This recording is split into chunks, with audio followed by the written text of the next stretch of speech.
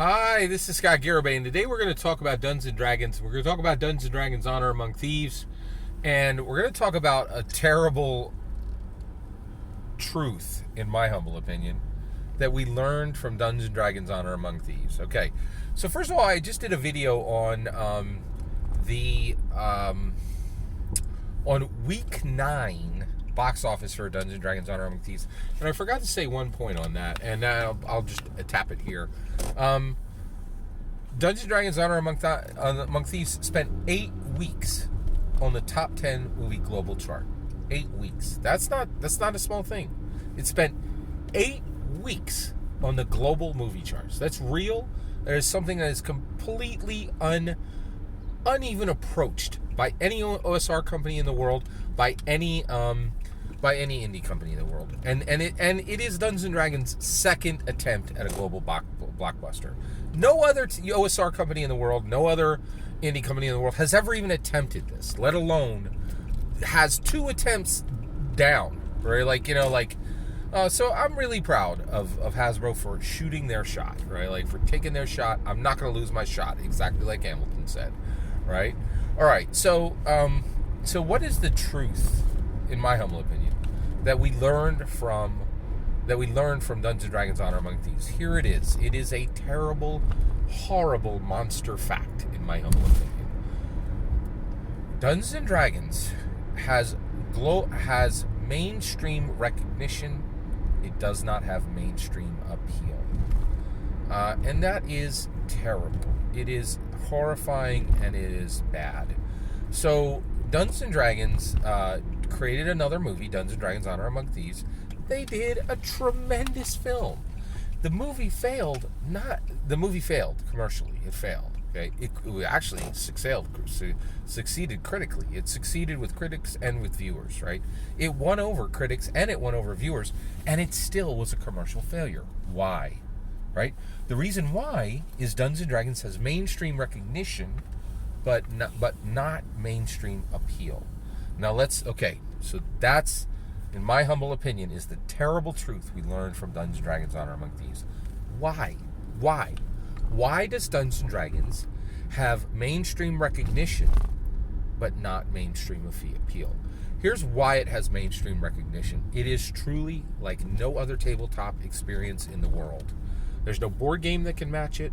There's nothing you can do on a table that can match it outside of the food realm, right? And so tabletop experience, we share the table with food, right? But food experiences can be pretty amazing, pretty transformative, pretty incredible, right?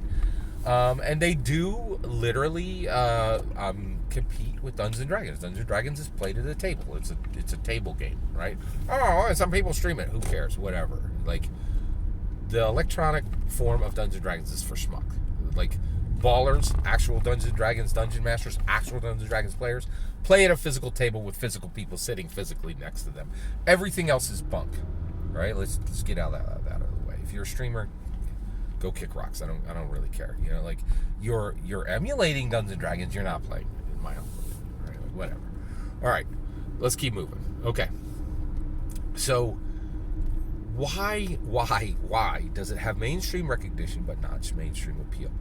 The reason why is it did a lot to gain mainstream recognition. Gary Gygax created an incredible game, and then he sacrificed literally his entire life to create a Dungeons & Dragons Saturday morning cartoon that was massive. And then Gary Gygax handpicked the person who would carry Dungeons & Dragons for 11 more years and inject value into it. Every single day she reigned as the Dungeons & Dragons queen. Her name was Lorraine Williams. She was handpicked by Gary Gygax, and she did what Gary carried Dungeons & Dragons and sacrificed every single thing in his life to make it great from 1974 to 1986. Lorraine Williams served Dungeons & Dragons as its queen from 1986 to 1997, commissioned by no one but Gary Gygax, handpicked to be his legacy. Handpicked by him to be his legacy. She was his legacy. That's the truth, in my humble opinion. That's actual history, in my humble opinion, despite Ben Riggs and a million other like people who wrote books and got it all wrong and have done nothing but misogynistically castigated Lorraine Williams, and the true history of Lorraine Williams has yet to be written by a single person, right? Which is really frustrating. She got so sick of being lied about that at the end she refused interviews with another, middle-aged white guy who would do an entire book to castigate her, right? That's why Ben Riggs, talked openly about not being able to get her to interview with him because she had been lied about, because she was sick to death of another dude coming to say, oh, I just screw up Dungeons and Dragons, even though she injected nothing but value into it for 11 years. Sorry. Okay, let's keep moving. All right. So, and so essentially, Dungeons & Dragons has had about a half a dozen champions who have done nothing but make sure it's been globally recognized, okay? Why doesn't it have appeal? And the reason why is, we know this now, in my humble opinion. Dungeons & Dragons does not have mainstream appeal, and the reason why is people don't think Dungeons & Dragons is for them, and they are right? We made sure that Dungeons & Dragons is only available to the most charismatic, confident, intelligent people on the planet. And the reason for that is complexity. We have made Dungeons & Dragons so outrageously complex and then arbitrarily, stupidly, unfairly preserve that complexity. I'm going to give you 2 examples, and there are 50. I'm going to give you 2, and there are 50. Okay? I'm going to give you 2. I can guarantee you, I could talk until my lips split and bled because I wasn't hydrated on the examples. I'm going to give you 2. There are 50. Okay? All right, here we go. Okay, I'm going to make a strength check, right? Okay. My strength is 18. Do I need to roll under an 18? No. You're going to roll your d20 and add 4. 4? Why am I going to add 4? The number of my strength is 18. Oh, it's because you get a plus for your strength. For every 2 points of your strength, you get a plus. Oh, so I get a plus 9? No, you get a plus 4. Why? The first 10 don't count. So you have an 18 strength, but you get a plus 4. That doesn't make much sense. No, it doesn't make that sense. In fact, it's ridiculously, foolishly, arbitrarily, stupidly complex. And more than anything, it's arbitrary. It's completely arbitrary. The 18 serves literally no purpose but confusion. And we've preserved it. And we're preserving it right now. Right? We have one D&D plugging along. Playtester after playtester after playtest. Why doesn't one single person say get rid of the stupid 18? It serves no purpose. What is your strength score? It's 4. When I make a strength check, what do I add? 4. It's literally that simple. Right? What's your strength? 4. I'm going to make a strength check. What do I add? 4. It totally makes sense. It's not arbitrarily, stupidly, unfairly complex, right? Hey, hi everybody. My name's Sarah. I just came into Dungeons & Dragons. I'm playing this 7th level wizard. I'm going to cast a 7th level spell.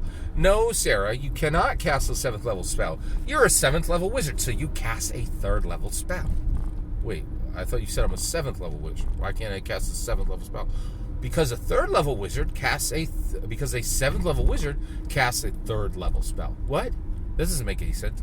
No, Sarah, it does not make sense. It is stupid. It is arbitrary. It is unfair. And it is in there, and it has been preserved very carefully. It has been preserved very carefully. It has been preserved very carefully. And is being preserved through the playtest right now. And no one's even talking about it.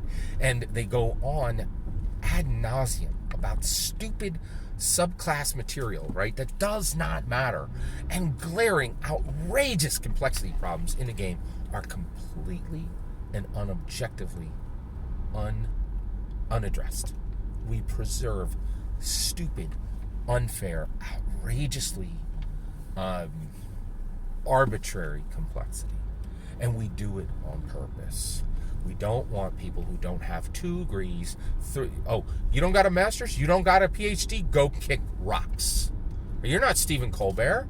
Go kick rocks. We don't want you here. And we have anyone who does not have an outrageously high tolerance for complexity, we have told them D&D is not for you. D&D has has mainstream recognition, and it lacks mainstream appeal because for 48 years we've told everybody who doesn't hold 2 college level degrees, you're not welcome here. It is arbitrary, it is stupid, and it is unfair, and we are preserving it right now. That is the true, terrible truth, in my humble opinion, of Dungeons & Dragons Honor Among Thieves. It's what it actually tells us. Every single word of that is my humble opinion. What's important is when I get to hear your humble opinion when you get in the comments and send your traffic. Please consider liking and subscribing, and have a wonderful millennium.